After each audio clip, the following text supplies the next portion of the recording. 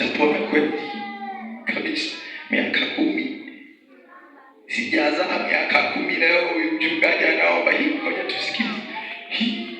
Anasema lakini msipokuwa na shaka,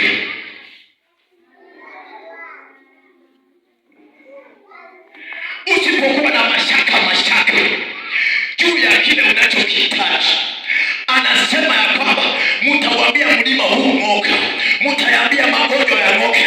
Leo yaambie magonjwa ya ng'oke, leo waambie mateso ya ng'oke, leo waambie shida zing'oke, leo waambie mauti ya ng'oke katika jina la Yesu Kristo.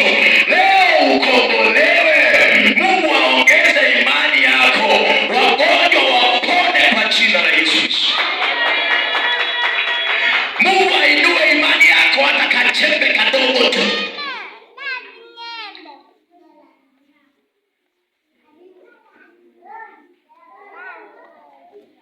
Bwana Yesu asifiwe sana. Mungu ainue imani yako. Mungu ainue imani yako.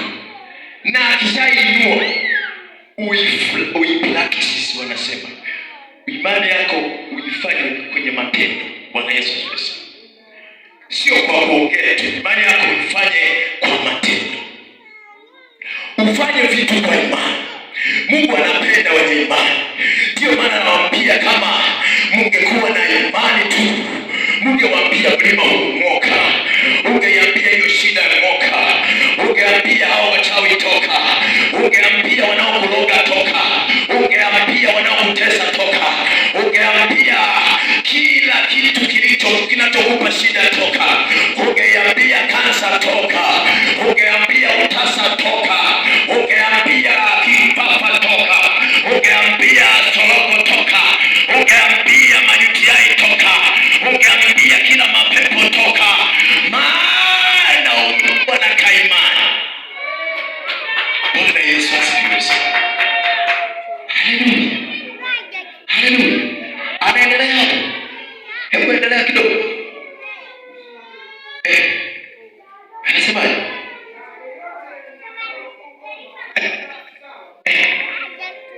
Rudia tena.